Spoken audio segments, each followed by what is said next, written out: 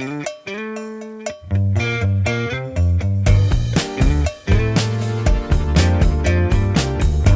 everybody. I'm Harry Drapush, CEO of Amware Fulfillment, and I'm your host for today's segment of Unboxing Fulfillment, the modern B2C fulfillment podcast. With me today is Jim Tompkins, chairman of Tompkins Ventures and Tompkins Leadership. Jim provides strategic leadership for the development, growth, and success of Tompkins Ventures, which matches brands with the right partners to drive innovation and competitive advantage. Jim was the founder and chairman of Tompkins International, Tompkins Solutions, Tompkins Material Handling Integration, Tompkins Robotics, and Tompkins Fulfillment Services. Through the last 3 decades, he has been a thought leader in all aspects of the supply chain, having written 31 books and spoken at over 2,000 events. Welcome, Jim. Well, thank you, Harry, and it's good to be here, and I appreciate the introduction. Well, it's great. So we'll jump right into it. You've had a very long career in the supply chain. Could you summarize for us how you wound up where you are today?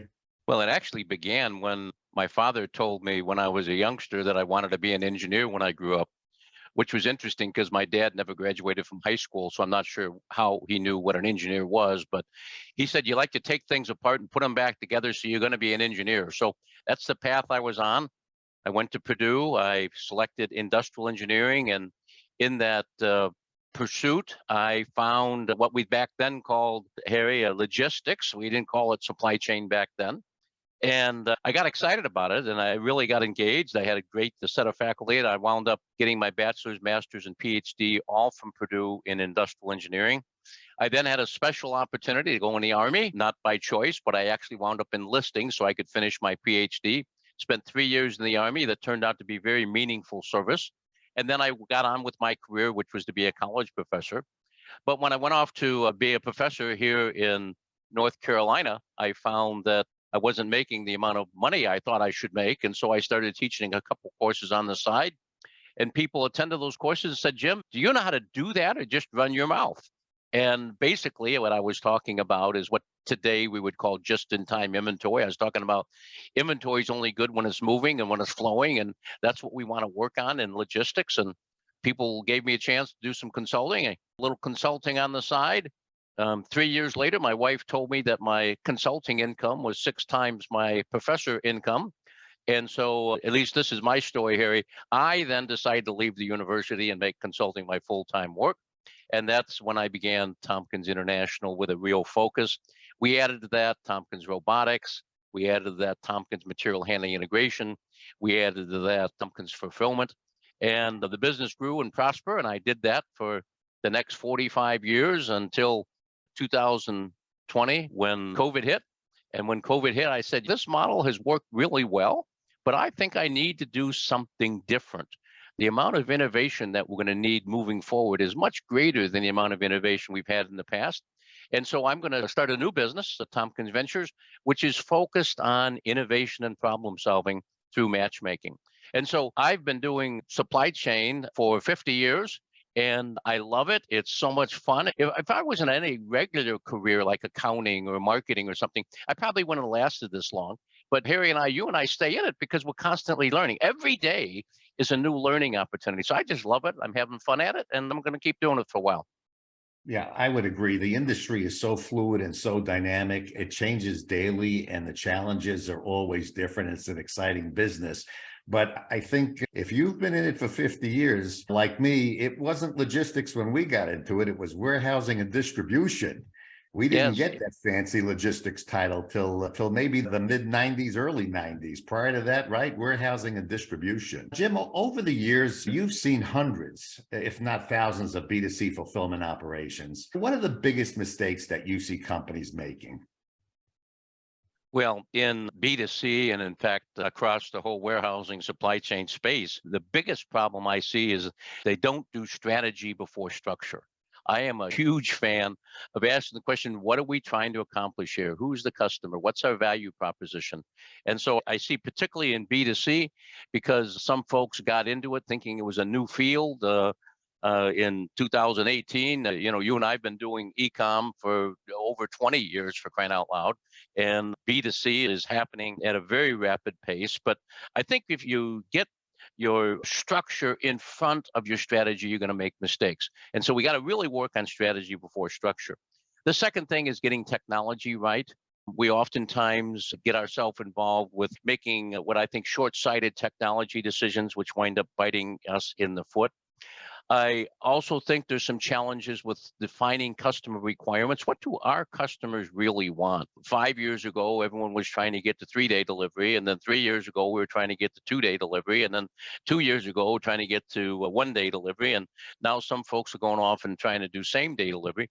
And we really got to ask the questions, the customers really want that. Is that something that's really in their best interest? And so the question is not understanding the requirements, I think, are a problem. And then I think the other issue is believing the requirements we have to be correct. I think the reality is with the amount of disruption that's taken place over the last 3 years in particular, the requirements that we have written down on the piece of paper aren't really going to happen. I mean, goodness sakes, very well the 3PLs, you get a RFP and you bid on it, and you're not one day into the implementation and the requirements change. And they say, no, this is what we need. And you get working on that. And then 2 months later, well, we need to, well, that's reality. That's not people doing a poor job. That's just reality. So we really got to understand the requirement to be adaptable and agile and not plan on those requirements really occurring. Yeah, certainly great insights. And the comment about requirements changing again goes to the fluidity of our business. Not only that requirements change, you find out that the data is not quite correct that they gave you. And now you're scrambling to get the real data. So yeah, I think a big challenge or a mistake I've seen is working on data that's not complete, that's not accurate, that's a small snapshot, that's not representative of the whole universe. Jim, when you and I entered the workforce, we were expected to kind of stay with our employers for a very long time, maybe even retire from them. The idea of job hopping every year or 2 years, you avoided hiring people like that. Today, finding and retaining labor is such a critical issue for today's fulfillment operations. What do you advise clients to do for this challenge? Well, I couldn't agree with you more, Harry. Yeah, 10 years ago, you and I looked at a resume, and if a guy had worked 30 years and had 4 jobs, we thought, well, I'm not going to hire this guy. He's a job hopper. But nowadays, every resume, not due to the guy job hopping, but just to the reality of business, they've had 10 jobs over the last 20 years, and that's reality. Well, I think it starts with knowing your team. Who are they? What are they about? Let's face it, the young people that are 20, 25 years old are drastically different than folks our age. And so we got to understand what they're about. And then we really got to invest in them. We got to take a personal interest in them. We got to get to know them. We got to help them. We have to treat them with respect. They're different than us in a lot of ways, but they're similar in us in a lot of ways. I think we got to look at the environmental, social, and governance aspects. The younger generation is very interested in the environment, and that's a good thing. I've learned a lot about that, and the whole circular economy is important. How we deal with respecting individuals and looking at the dignity and equity and the inclusion and diversity of the staff is really important. I think if you have all women or all men or all white or all black or all Mexican or whatever, you have a problem. There's value in diversity. And so I think we got to show people that we really respect who they are, that we're going to invest in them. We want them to be with us for the long term. And if we do that sincerely, I think we will have much less turnover and churn as opposed to the people that don't do those things. Yeah, it's a wonderful insight. I think for someone like me, connecting with someone who is less than half of my age today, what motivates them, what makes them tick, it's certainly on us to find that out. I mean, I think that's key. And when we came into the workforce, the expectation was everybody speak English. And if you didn't speak English, you had the problem. And today, we have to be diverse enough to be able to communicate in many languages. Earlier, when we were chatting, you mentioned technology. I'm going to, for sake of this conversation, throw automation into that. So what's your approach when advising clients on the use of automation? Well, back to the point that you made a little bit ago, Harry, we need to make sure that our automation can fluctuate with the requirements. Hard, rigid automation is not exciting to me anymore. I want adaptable, I want modular, I want automation that can allow me to work on Cyber Monday as well as it can on June 12th. And we need to be able to work well in the morning. We're going to need to be able to work well in the afternoon because the requirements change that much. I hate brittle things. Brittle things are things that you just bend them a little bit and they break. And so what we need to have is automation that is adaptable. And I like a word that is against my training, a PhD industrial engineer. What I'm supposed to do is optimize things. But I think optimization is way overrated because of the changing requirements. And so instead of optimizing, what I want to do is optionize. What are the options? And so I want to have the ability to do this or do this. I learned this from my son when he was 7 years old, which was 30 years ago. But when he was 7 years old, he came to me, he says, "Daddy, I'm going to quit football." I said, "Jimmy, you're not a quitter." He said, "Dad, I'm not a quitter, but I'm not going to play football anymore." I said, "Well, why don't you want to play football?" He said, "Well, I play offensive line and defensive line." And he said, "What the coach tells me on every play, knock the guy in front of me down." He said, I'm not even involved in the game. I'm just knocking the guy down." And he said, "What fun is that?" I said, "Well, what do you want to do?" He said, "I want to play more basketball." I said, "Why do you want to play basketball?" He said, "Because when I play basketball, the coach respects me. The coach tells me, when you bring the ball up the floor, look at what the defense is doing. If they're doing this, you do this. If they're doing this, you do this. If you start to do this and then they do this, then you do this." And so he's looking at the optionality. And he has options and he's using his head. That's what we need to do with our automation going forward, is we can work on a slow day and make it work well. We can work on a busy day and make it work well. And we don't invest millions of dollars in something we're going to use 2 weeks of the year, for crying out loud. We got to work around that and make it happen in a way that gives us a good return on investment. When I was talking to my kids the other week, they were asking me about how I got started and what it was like. And I first started by saying, well, we've just added robots to our warehouse. We've actually incorporated a drone to help us kind of do some cycle counts in the warehouse, flying around the warehouse. I says, boy, I would have never imagined that. I says, we've got voice picking to help people in multiple languages. I said, when I started out in this business, I mean, people didn't even have a computer on their desk. And there was like this silence and this stare at me, and they thought I was kidding. They were waiting for me to laugh. And it was like, "What do you mean, Dad? There was no computers." Yeah. How did you get things done? I said, "Well, we used paper and pencil, and we used adding machines." And it's like, adding machines. It's a very different world today. The pace of change is just incredible. Yes. What do you see? What do you see as the line between preserving capital and waiting too long to automate? What do you think is the right trigger point? Well, I think we've waited too long if we find one of two things happening. One, we're not able to provide the customers what they want and what our competition is providing. Or number two, if we're not profitable. Those are the best indicators I have. So what I want to do is, the objective is not to automate or not to automate. The objective is to meet the customer's requirements, which first of all says you got to have enough labor. In this market, you can't get enough labor. So sometimes you automate not because of the return on investment, but because that's the only way of getting the volume out that you need to get out in that time frame. And so what I want to do is I want to make sure that I'm really servicing the customer, and then I'm helping my company be more profitable.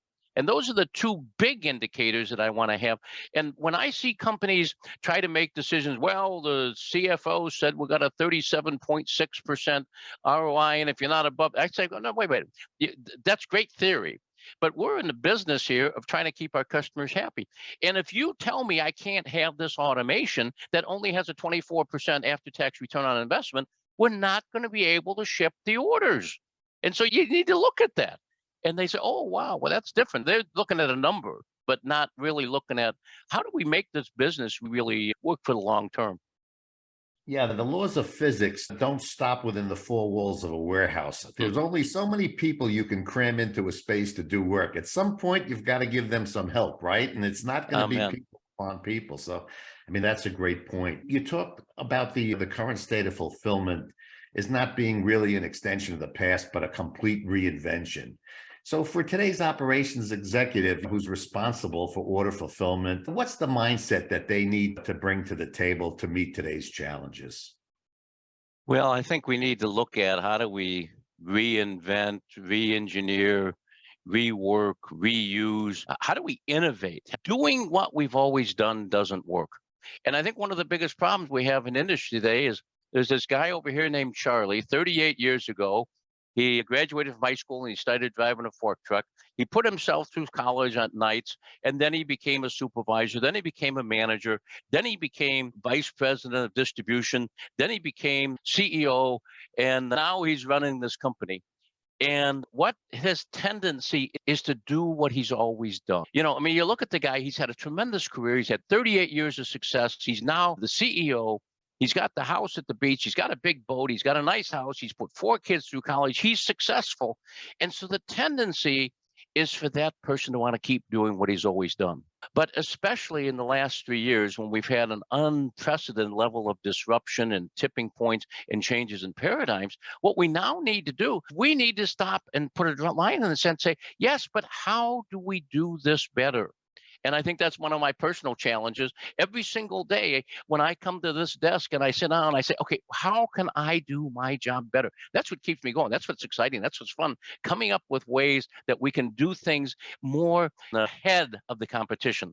I don't want to be following the competition. I want to be ahead of the competition. And that way I'm going to make sure I give my customers the best possible solution. I remember a little event that happened in 1987. I was in the LTL trucking business and I had my first operations management position, and I had a bunch of trucks that were loaded for delivery and I messed it up. I had the order wrong. I ran down to the dock. I grabbed the guys and I said, listen, guys, here are the bills. I need you to pull this stuff back, strip these trailers and reload them because I made a mistake. And so they're standing there looking at me and I said, what's the problem?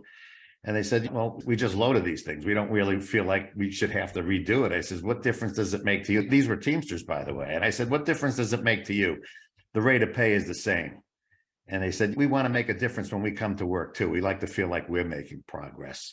And many of our listeners manage a team of people. I'd love to hear you talk about the evolution from traditional leadership, which is, I think, what I was doing on the dock there, to what you call insightful leadership. How might our listeners need to change their leadership styles to really be effective today? Well, thank you very much, Harry, for mentioning my new book. I just happen to have a copy of it sitting right next to me, hoping you'd mention it. The book's Insightful Leadership, Surfing the Waves of Organizational Excellence.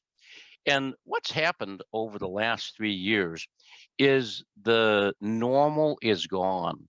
The new normal is disruption. And this is not just COVID. COVID is one of the topics, but I actually began work on what I now call insightful leadership in 2018, because what I was seeing is the magnitude and the frequency of disruptions are more and more frequent. I did a video on YouTube in June of 2019. And in June of 2019 on YouTube, you can go watch the video today. I say 2020 is going to be the year of the greatest disruption of all of time. Now, in February, March of 2020, people called me up and said I predicted COVID. I don't even know. I had no idea what a pandemic was. I had no idea what a COVID was. I didn't predict COVID. But what I saw was this disruption was going to continue. And so what we need to understand, in the old days, what we did is we had, here's our sales plan, here's our volume we have to do, here's our staff plan, here's our budget, and here's how we're going to execute. Well, in today's world, as we've already said, it's not like that. Stuff changes literally on a daily basis. And so what we need to do is we need to be looking out for the opportunities to improve. So the subtitle of the book is Surfing the Waves of Organizational Excellence. So surfing is the analogy I choose to use. Now, if I'm surfing and I'm trying to surf into the picture, and I'm sitting on my board, I'm out in the ocean, do I look at the shore? No, I look over my shoulder and I'm looking at the waves. And I'm saying, hey, you see this third wave back? This third wave back, the way it's rolling, the way it's tripping, my wisdom of waves tells me that's going to be a great wave to ride. And then as the wave approaches, I get in front of the wave and I harness the power of that disruption and I fly to the shore. My hair is blowing, what little hair I have, and I'm going, whoa, and that's a ride of my life. Okay, now harness the power of that wave. That's what we need to do in business. We need to look at what's happening around us, be insightful, and then get ahead of the wave and turn it into an accelerator to allow us to improve our performance. We're speaking with Jim Tompkins, chairman of Tompkins Ventures and Tompkins Leadership. Jim, you work with many brands when they reach a tipping point on decisions that are related to outsourcing fulfillment services. What advice do you have for our listeners who may be thinking of either outsourcing for the first time, or maybe it's time to switch providers? Well, I think that person is thinking wisely. I think that's something we do need to look at. The reality is, with the exception of the top 2% of the e-commerce players, if you're doing B2C, it's highly unusual that you can do it all yourself. You're not going to be able to afford to have 5 or 6 different facilities across the country. So maybe you have one on the east and one on the west, but to make the country work, you need one in Dallas, you need one in Chicago, you need one in Atlanta to allow you to have the ability to deliver. So distributed logistics is the name of the game. And so you can't travel faster, but they wanted to get the order quicker. So what you got to do is you got to disperse the inventory. Distribute your inventory says you're going to need multiple facilities. And so I think it makes sense when a company starts out, maybe they farm out the whole thing. As they grow, maybe they decide, okay, we're going to have one on the West Coast, and then they do one on the West Coast, and then they do a couple others throughout the country. And so rarely is the correct philosophy, do it all yourself. Hybrid is the answer. And the question is, how do we want to do hybrid? How do we want to get the customer service balanced with the cost of transportation and the cost of inventory? And that's the modeling that we need to do and we need to understand. And it's really critical we do that because it's going to change from year to year. And so that's proper thinking. I learned that back. We did a project for a toy company back in the 1990s. And the toy company says, we want to build warehouses throughout the country so we always have the best plan. I'd say, great, where are the products coming from? Well, they said, well, this year they're coming from China, but last year they came from Korea. The year before there was Pokemon, it came from Mexico. It was all printed product. He said, and the year before that was fleece. And so it comes from different. I said, well, if your requirements going to change year to year, here's what we want to do. We're going to build one facility for you, and we're going to put that in Salt Lake City. And then the rest of the country will be 3PLs that will change up on a year, or let's go with a big player. So they have multiple facilities. We can do one contract, tell them we'll decide where we want to be at based on where the product's coming from. And then we really have the ability to have options as the years go along. And that's going to be the right solution. Over the years, as I sell myself, and I'm talking to first time that are doing it in-house, and they reach the tipping point where they're thinking maybe they should outsource. And the biggest concern I hear is, I'm afraid I'm going to lose control if I outsource it. And I say, well, to me, outsourcing is like going to a restaurant for dinner. If I'm not happy with the service, if I'm not happy with the food, I'm going to say something and I'm going to demand they make it right. I says, on those rare occasions when I eat at home and my wife just doesn't really hit it right on the spot, I don't say a blessed thing. I say, it's great, honey, best meal you've ever made. And I says, that's the difference between in-house and outsourcing. You actually have more control. You can be more critical. You can set right the bar where you want, and you're paying someone to do it. So I'm not sure if that's good logistics advice or if that's good marital advice, but either one, Harry, I buy. I'm with you.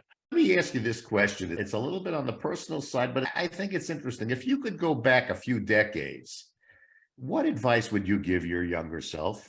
Well, do we have an hour? I get the one thing that really hits me on that, Harry, is hold your people accountable. Don't try to carry the other guy's lunch. I'm basically a nice guy, and I like to get along with the people I work with or the people that work for me. And I guess probably the biggest mistake I've made in my career is I'll have someone working with me that's not really getting it, but I like the person.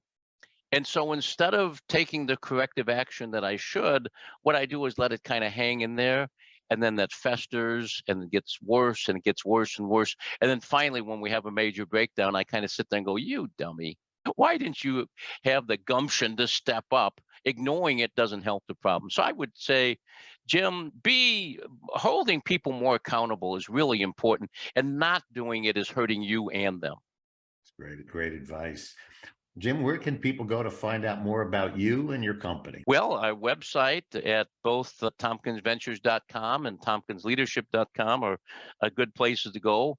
I think also a good thing to do is to hook up with me on LinkedIn. I'm happy to connect with folks. I do 1 or 2 blogs a week. Wrote one this morning on, let me see, how do I say it? I know I wrote, it's not baloney, it's bologna, Buloney, bologna. And it talks about some of the bull that's going on out there today. So I think linking with me and getting some of my blogs is useful.